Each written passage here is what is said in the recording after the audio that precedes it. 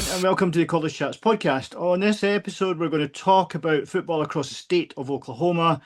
But first, we're the chaps, and I'm joined by the best co-pilot any podcast could hope for. Oliver, how are you, sir? I'm doing very well, man. Thank you very much. That's a nice introduction this week. I'll take that. Thank you very much. No Beatles style introduction to No, upset you and the rest of the nation. So I we've learned prefer that we've very much. we've learned our lesson. Our guest is a native of Norman, Oklahoma, and inducted into the Oklahoma Hall of Fame. He's covered sports across the state for nearly 50 years, a hugely talented journalist, and at least one of his claims to fame is that Russell Westbrook stopped taking his questions during Oklahoma City Thunder press conferences. So it's awesome to welcome Tulsa World's Barry Tramel. Barry, hi, how are you? Well, I'm doing great. Thanks for having me. This is a thrill. It's always great to. I think I said to you before, we kind of struggle a little bit. We talk about Oklahoma a lot, but we struggle to get anyone to speak to. So I'm really glad that we've got a chance to speak to you. And I was saying to Ollie when I was doing some research this morning, the whole Russell Westbrook popped up at almost every opportunity I googled your name. So that must have been an interesting time for you. Oh, yeah. Russell just decided he needed an enemy and he chose me for reasons I don't know why. But I enjoyed watching him play basketball for a long time. So no hard feelings on my end. Awesome. Well, talking about mortal enemies of Oklahoma, let's start off with a question I think most people will ask is that since Texas and Oklahoma joined the SEC, Texas have certainly been the noisier of the two teams coming in, and they got off to a reasonable start where I think it's safe to say Oklahoma got off to a slower start to the conference. We're now going into three years, the third year into the SEC, which is quite incredible. How do you think that the Sooners are placed this year to mount a challenge on the SEC, Bay? Well, I think they're in pretty solid shape. When Oklahoma decided to join the SEC, they were not in good situation to play SEC football. They were offense based, throw it around, not real physical. When they got into a game with an SEC team, usually in college football playoff, they got roughed up. And I think Brent Venables, when he got the coaching job in December of 2021, he had a culture remake on his hands. But he's done a really nice job with it. The Sooners have remade their defense. They ended up with the SEC's best defense in 2025. They made the college football playoff. I think they're well suited to have a similar type team, a similar type season. Now, that doesn't mean they'll make the playoff. They could have just as good of a team this year and go 9-3, miss the playoff. That could easily happen. But I think they've got a good football team, and I salute Brent Venables. I think he's really done a nice job changing the culture, which is not easy to do. You mentioned that, excuse me, a good couple of seasons ago when Oklahoma came into the SEC, they weren't in probably the best shape to compete straight away. A lot of people use Jim Nagy and his influence on the program as kind of a shining light of what the GM role should be for a college football program, and a lot of his influence, or should I say, a lot is attributed to his influence for the transformation of the program heading into 2026. In reality, how well do you think that system works with Jim being the GM, and how close are him and Brent when it comes to shaping the identity and the roster and everything around Oklahoma Sooner football? Well, I think it's a great question. You know, I I think Nagy's done a wonderful job. The general manager job is still relatively, absolutely new, and not everyone has embraced the Oklahoma style, which is very similar to the NFL style, where the head coach has a lot of input but doesn't have absolute power, on the roster. They talk about collaboration. They if they disagree on a player, one wants him, one doesn't. They get in a room and talk about it until both say okay. And that can lead to conflict, right? I mean, if we don't agree on something, it's difficult for strong-willed, very sharp men to change their minds. But from the outside, it looks like they've done a wonderful job of making it work. And I think Brent Venables feels he should feel this way, and I think he does. He should feel just completely freed because the recruiting aspect of college football has been so cumbersome, so oppressive to a coach's job for 70, 80, 90 years of this sport. And to have a guy who does a bunch of the grunt work for you, a guy that does a lot of the communication stuff and the early scouting and the getting the list of players down to a manageable number, that's time that a coach just had never had before. So I think they love the system. And Brent Venables is a relationship guy. He says it about once every 15 minutes. We're relational, we're not contractual, but this is a chance for him to focus on the relation side, and that's manifested in a couple of ways. One is Oklahoma in the last couple of years has done a wonderful job of retaining players. And in college football, when you have virtual free agency every year, recruiting your own players is a huge part of the job. It's not just, in the old days, you didn't really have to worry about people leaving. But now you do, and Brent's done a wonderful job of keeping his best players. So I think that's manifested as a result of that ability to go all in on the relationship end, let Jim Nagy handle the contracts, the money, all those kinds of things. So I think it's been an overall net positive, but I'm also sure there's been some bumps. I'm sure they haven't agreed on everything. But this is new ground. Nagy had never worked on a college campus before. Brent Venables had never had anybody, over here telling him what to do with his personnel. So it required some smoothing, some compromising, but from all appearances, it looks like they're getting the job done.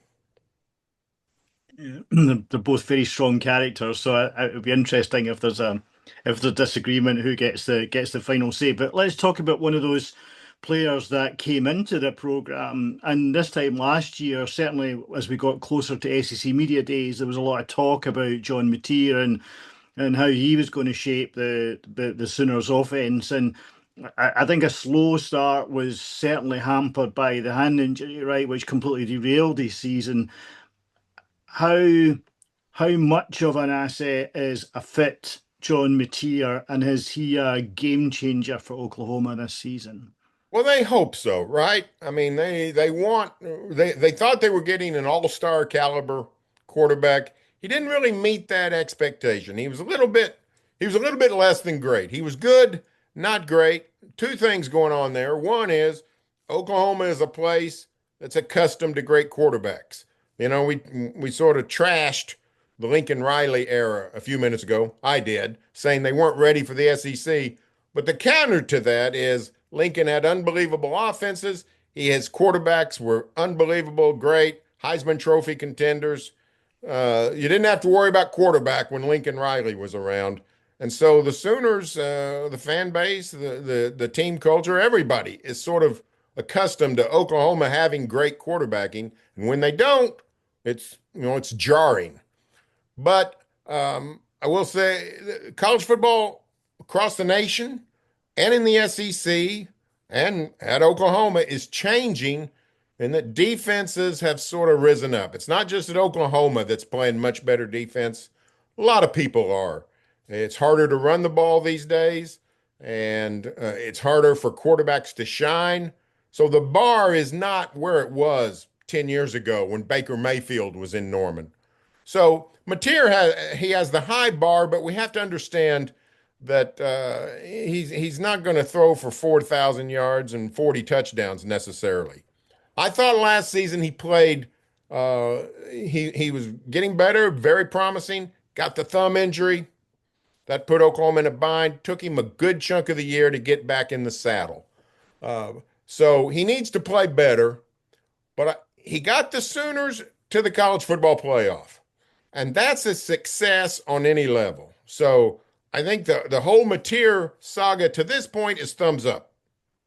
However, if he can make a giant stride, And we've seen this before. Everybody remembers Jaden Daniels' wonderful year at LSU when he wins the Heisman Trophy. People forget that the year before, he was good but not great, transferring in from Arizona State. So we've seen Joe Burrow do something similar at LSU. So we've seen these transfer quarterbacks who in year two sort of explode. The Sooners hope that's what happens with John Mateer. If it doesn't happen, he's still a good quarterback, but it sure helps if he can be great. And it certainly helps. Excuse me, as we've touched on a couple of times already in the podcast about the Sooners defense and how great that is, and that's everything that you come to expect with Brent Venables and a Brent Venables led team. They'd lost some talent this offseason, but they also retained some, and they a massive win in bringing back Owen Heineke as well. Should we expect a better defense somehow than last season? Should we expect continuation? What can we expect from Oklahoma Sooners defense in 2026? I think it's going to be similar to what you saw, but with one fairly significant difference is that the depth is not quite as good as it was last season. They'd reached a time in OU recent history where no one expected to ever see a great defensive line again. Just hard to find defensive linemen. Oklahoma would mix and match and patch and thatch, end up with some good players. But Venables gets in, starts recruiting, starts building, starts developing. Last season, he had an unbelievable defensive line. They went 8 deep across the front. He had 4 starters and 4 backups who were almost as good as the 4 starters.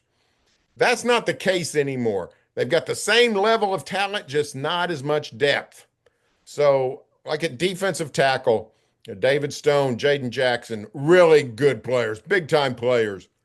But if one of those gets hurt, the drop-off is much more severe than it was last year when those guys were playing with Grayson Halton and Demonic Williams. So that's the key, and that's the key for most people, right, is, stay healthy. But it's more important this year than last season. The linebackers, you mentioned Heineke, he's back. That helps a bunch. The secondary looks pretty good, maybe just as good or better than last season. But the defense is going to be really good.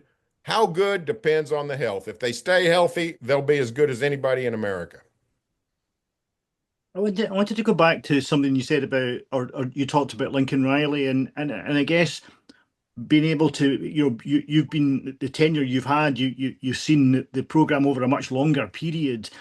But I wondered, Lincoln Riley, Brent Venables, very different personalities. I wonder how did the program change when Brent Venables took the head coaching role? Did you see, and I don't really mean as much on the field, but did you see a significant change in culture? Did things change quite radically? Because I guess we're now, year 3, year 4 into that changeover. Yeah, I don't know that it changed a ton. Both men are fairly guarded in terms of protecting the program, in terms of what they let the media see, what access they give to the public. That part hasn't really changed. Brent is much more of a fiery personality, a passionate. Lincoln Riley's very cerebral, explains things in a calm voice and, very matter of fact. Brent is, what, to use his own words, a bowling ball of butcher knives. But he's that would be maybe the biggest difference is the personality of the head coach. I do think that Brent, he preaches so much the relational aspect. And, I get I've been around coaches who literally you can't blame them too much, but they sometimes literally can't remember some of their own players' names because there's so many of them. And all of a sudden they're overseeing 120 players and 100 employees in the football operations. And sometimes you lose the personal touch. Doesn't happen with Brent Venables. He knows everybody's name. He knows all about them. He knows their families. He knows all of that. And he's really, I think he has built that personal connection. And we were talking about retaining his players. That's a big part of it. Is he's betting, he's hoping that the more relational, the more connections he can make on a personal level, that maybe if they can't pay a guy as much money, maybe as team down the road pays them, they might take a hometown discount just because they feel such a kinship. So I think that is the case. I think that's a legitimate, piece of this Oklahoma program is Brent Venables has added a personal touch to it that was missing in the past. No knock on Lincoln Riley. In fact, I would say the way Brent Venables does it is the minority way. Not too many people invest that much in people. And he's not a perfect head coach. I don't know that he makes game day, game time, in-game decisions as well as Lincoln Riley. I don't know that he's all you want in a head coach. There are things he does that you wish he could do better. But man, making people feel a part of this, he's at the top of the list. It's difficult not to talk about Oklahoma without talking about Texas, and I don't know if it's a largely unfair comparison, just simply because of the rivalry the two have. And we've seen a lot about Steve Sarkisian in this off-season, and I think it's fair to say there's a head coach that's going to find himself under pressure if Texas don't deliver this season. In the same way, are the expectations in Norman as high as they are in Austin? Is Brent Venables going into this season under a bit of pressure? Yeah, the pressures and the expectations of both programs are very similar. Now, what we've seen for the last 25 years, 15 years to 25 years, and maybe this is the way it is historically too. Oklahoma is a fairly patient place. They don't go through coaches that often. In the mid 90s, they sort of left. They got away from that. And they fired 3 coaches in the span of 5 years. And that's, 5 seasons. And that's way a lot of people do it. A lot of people in the SEC go through coaches like crazy. LSU, Auburn, Florida, those 3 top the list. But historically, Oklahoma doesn't do that. Texas has been a little bit more quick trigger in terms of, Tom Herman was actually doing a pretty good job in building the program, I thought, from the outside. But they saw the ability, the opportunity to hire Sarkisian and said, "Hey, let's take it." Charlie Strong didn't get much time in the '90s. Texas jumped from David McWilliams to John Makovic pretty quickly, and so it hasn't been as stable of a place as Oklahoma. And I think that's probably due to while OU has had big time donor interference from time to time, nothing like the University of Texas, where there's all kinds of influential, prominent people you got to keep pleased at any one time. So that's an advantage the Sooners have. They don't have as many resources, maybe not as much money, but one of the side benefits is not as many people with money telling you what to do. So I can't imagine Sarkisian being in any kind of trouble, except what you said is true. He might be if they pull off a 7-5 or an 8-4. But I can tell you this: Texas football before Sarkisian was in the wilderness from 2000, starting with 2010 through Sark's first season, 22 or 21. That was an underachieving, low-performing football program. And Sarkisian has gotten them back to the top, where he's done wonderful in Texas 2 years of the SEC. Texas was more ready to compete with the SEC, had the big bodies, the big linemen, those kinds of things. So I salute Sarkisian for the job he's done. Now, he's had a weird offseason. He's he's making enemies in places like Oxford, Mississippi, and Lubbock, Texas. So I don't know if you guys are over in Great Britain, start picking fights like that. I don't necessarily recommend it because You start throwing stones and people start throwing them back, and sometimes they break stuff you don't want to see broken. But somebody like Brent Venables, I can't imagine him ever making anything of such a controversial statement. He's too busy worried about what blitz to invent rather than, hey, who does he need to pop on the recruiting trail? Just doesn't enter his mindset. It's just a waste of time. Sarkisian, I always thought was a pretty sharp guy. I just think these are a couple of missteps trying to talk about Tech's schedule and Ole Miss academics. No, he doesn't need to say that. We all know what Texas Tech schedule is. Everybody in America writes about it. So, but he's had an interesting offseason, no doubt about it.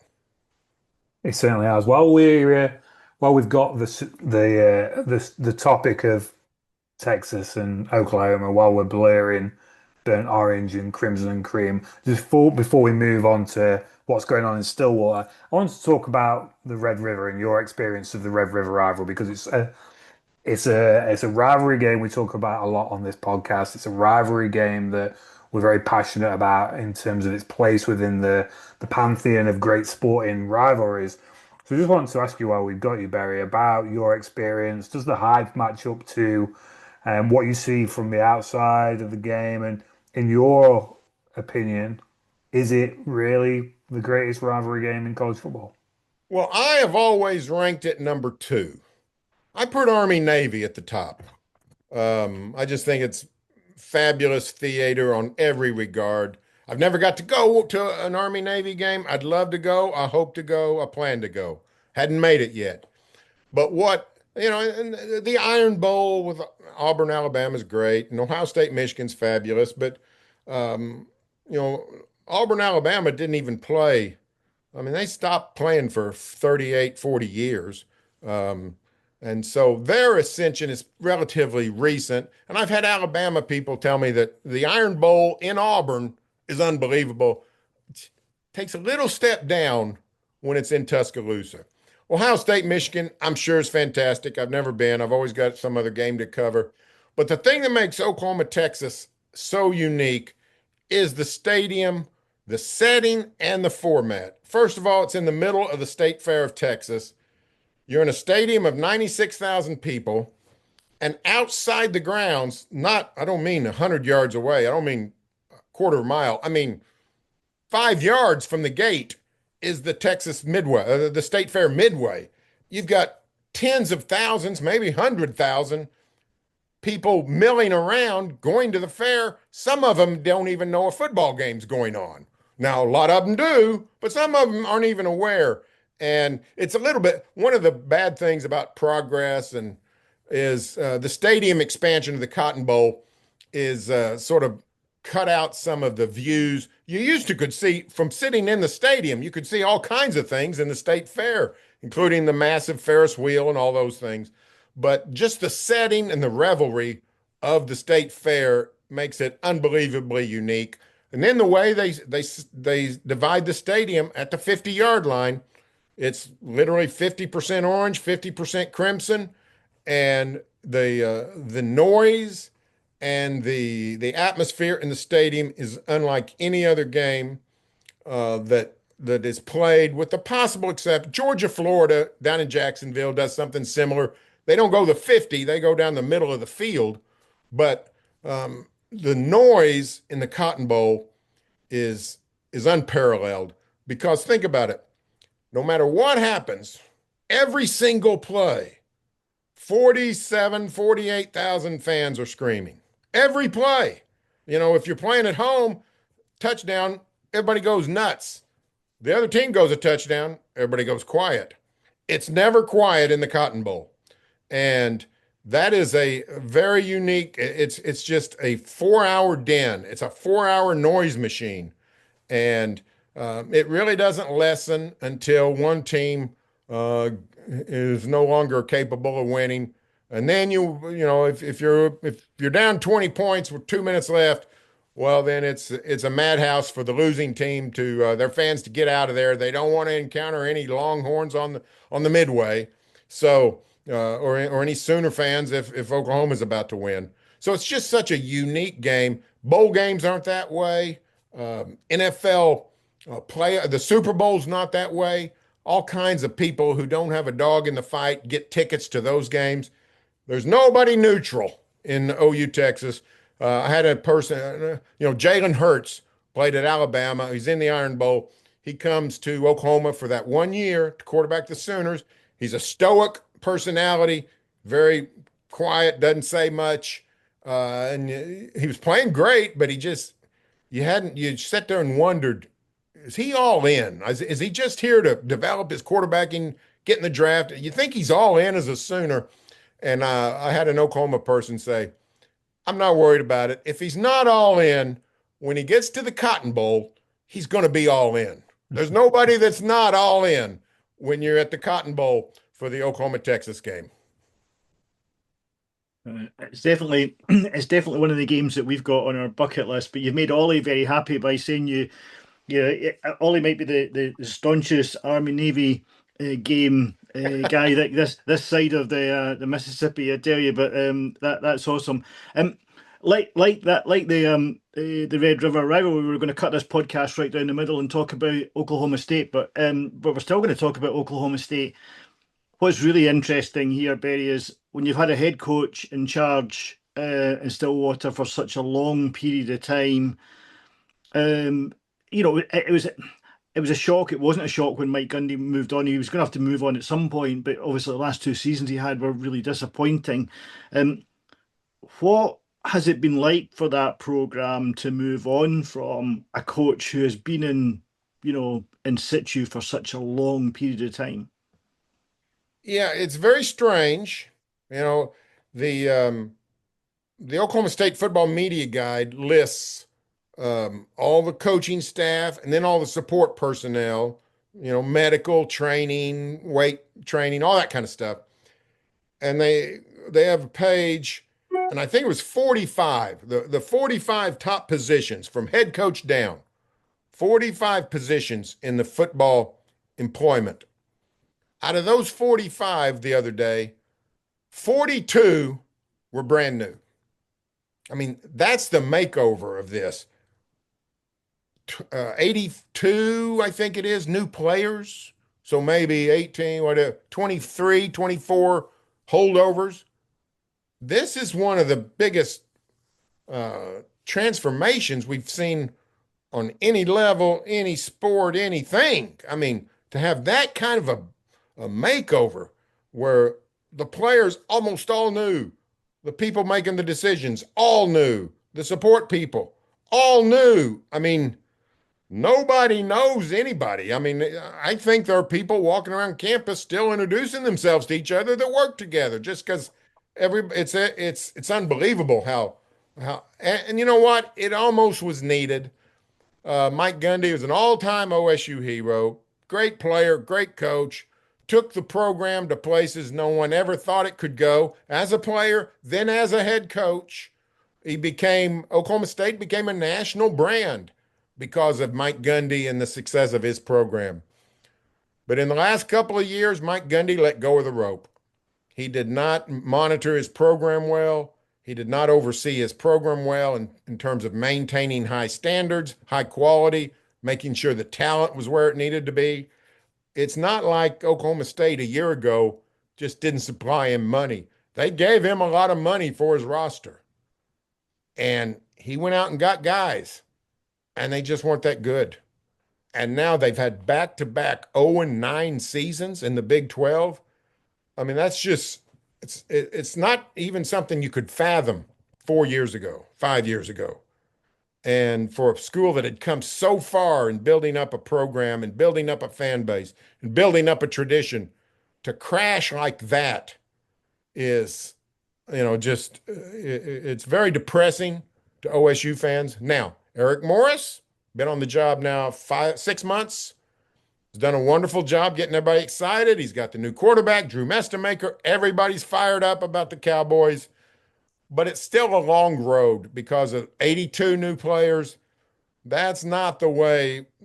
I mean, I know Kurt Signetti did it, but at Indiana, but that's still not the way you want to go. So I think OSU will be much better They have the potential to be a good team, I assume, because they got, some of these new players gel, but everything is just so stark and so different that most of us are still sort of in amazement that, hey, we drive into Stillwater and we say, hey, yeah, there's where the Brahms is supposed to be, and there's where Walmart is supposed to be. And oh, yeah, here's the stadium. They got this stadium still in the same place, but it's like an alternate universe. All the people are different. It's just sort of a strange time with Oklahoma State football. Yeah, 85 new players, 60 of which come from the transfer portal. Obviously, some of them come with Coach Morris, and you've got that offensive trio of Drew Mestermaker, Wyatt Young, and Caleb Hawkins, which is giving excitement and hope. But like you said, for every Kurt Signetti where you have success with such a high transfer portal intake, there's a Deion Sanders where it doesn't quite work in year one or year three. Different combination. But what do you get a sense of where the program is at heading into what is actually quite a brutal schedule as well in 2022? Yeah, I think 26. they're going to be good on offense. Everybody, I'm talking about neutral observers, are very high on Drew Mestermaker and Caleb Hawkins. I had a North Texas guy when it looked like Eric Morris was coming to Stillwater. Said, "Tell me about this quarterback, Drew Mestermaker. Is he good?" And he said, "Yeah, he's good." He said, "Well, let me tell you, the guy who's the real player is Caleb Hawkins, the tailback," which is crazy to us because Caleb Hawkins comes from 40 miles. I'm sitting here in greater Oklahoma City. Caleb Hawkins came 30 miles east of here in Shawnee and 40 miles south of Stillwater, and nobody had even barely heard of him in high school. He goes to North Texas because that's where he was recruited to. Nobody else offered him a scholarship, and he turns into a big-time tailback quickly as a true freshman. And so he'll be the bell cow of the run game, and they got some wide receivers that can play. So I think they're going to have an offense. The question is, can they get that defense going? And we'll see. It would be really cool if they could peel off a 7-5 season. I mean, to me, that would be remarkable. You mentioned the schedule. Oregon comes to Stillwater, second week of the year. There's not too many people can imagine the Cowboys springing an upset. So if you lose to Oregon, and you want to have a 7-5 season, you're talking about, a winning record in the Big 12, 5-4. Maybe they can do it. If they can, it'd be phenomenal. But you go 0-18, and it's just hard to see how many of those Big 12 victories you can post. So I'm optimistic about the offense. We'll see about the defense, but a good showing against Oregon would be a very good sign. You want to beat Oregon, but if last year it was it 66-3 or 69-3? I mean, I can't even remember the score. It was just ridiculous. Play Oregon to a 35-28 game, 31-21. Confidence and optimism going to go way up in Stillwater. We touched on the schedule, and what strikes me is it's not to say the Big 12 hasn't been competitive, but it's now become hugely competitive conference. There's a lot of money in college football. There's a lot of money into this conference, which makes the head coach's job that bit harder. Again, with all the changes that you've outlined, how we've talked about expectations at Oklahoma and expectations at Texas. What are the expectations at Oklahoma State? How long does he get versus how long does he need to get the program moving in the right direction, Barry? Well, I think the expectations at OSU should be fairly high long term. I mean, not year one. I mean, he had a train wreck on his hands. But when Oklahoma and Texas leave the conference and you get the four corner schools of Arizona, Arizona State, Utah, Colorado, and Brigham Young coming in, Central Florida, Cincinnati, when that's the replacements, all of a sudden you've gone from a feudal lordship system to egalitarian. Everybody's about the same. If you're not now, I know Texas Tech is trying to turn that upside down, but if you're down in the Big 12, You can no longer point fingers and say, well, we don't have Oklahoma's tradition. We don't have Texas's money. Listen, everybody's in the same boat. If Iowa State's winning, if TCU is winning, if Houston is winning, there's no excuse for you not to win. So I think the expectations are that Oklahoma State needs to start winning again. How long does Eric Morris have? I do think something I said 5 years ago, and it has not come to pass, but I gotta believe it's going to start coming to pass, is coaches are going to get more time because you can't afford to pay off all these big contracts. Why would a coach, Mike Gundy, got a $15 million buyout.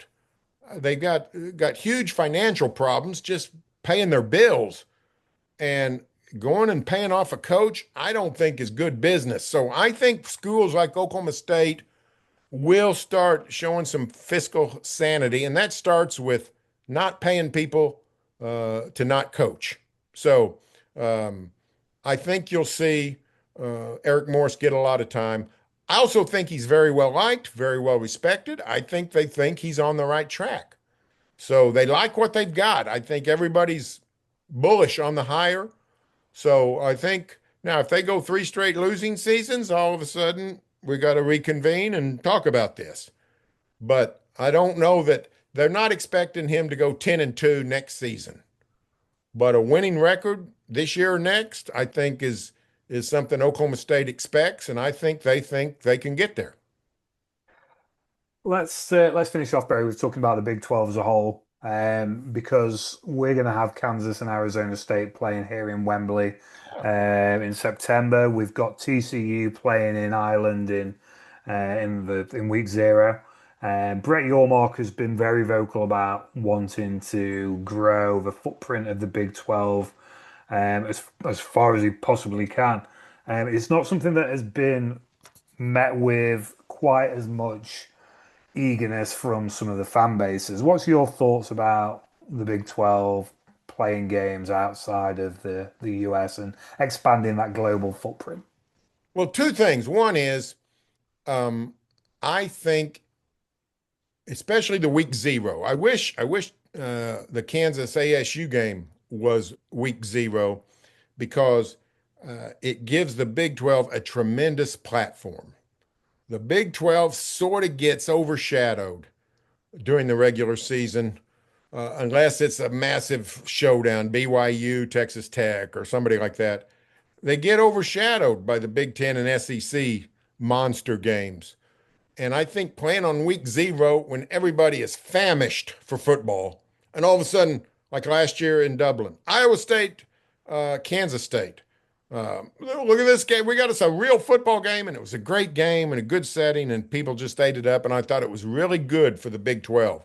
So I think I'd like to see the Big 12 continue to do that. Now, I do think you have to pick your spots with the fan bases. There's a lot of pressure on schools to play on campus. They invest all this money to these nice stadiums and then to take a really good game somewhere else. But we do see a thirst for that, right? I mean, we're seeing Georgia, Florida State talking about playing at a neutral site. We saw North Carolina State and Virginia take their game to Brazil and then get it, nixed here in the last 24 hours. So they're going to go back and play in Charlottesville. But there is in certain situations, there's a way that it makes a lot of money. Now, I can tell you this. I don't know, like Oklahoma State. If Oklahoma State was given a game in London, I've got to believe that it would be very popular because I think very much like we saw with the Cyclones and K-State, I think you'd see a ton of their boosters and their alumni go across the Atlantic and take a week, go visit England, go to the football game, have the time of their lives. I can tell you as a journalist analyzing it, I would think it would be a fabulous thing. I think it's great for marketing.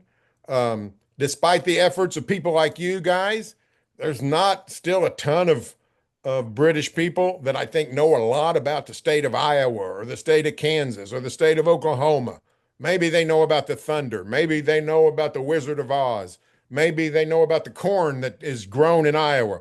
But, I think it's great marketing for those schools to build their brand, whether that's recruiting potential international students or just getting people to buy their gear or whatever the case may be. It's very much just like football in general. It is advertisement that you cannot buy. Basically, it's just a wonderful branding and promotion for your programs. So I hope the tradition continues. I don't know if it'll ever get like the NFL, where the NFL seems to be adding a game a year to the European tour. I don't know that we'll ever have, a weekly game in Europe, for instance. But especially these week 0 games, I just think they're fantastic. I hope my dream is that someday Oklahoma State will be involved in one of those. I would love to go to a game at Wembley, go to a game in Dublin, go to a game. I don't know.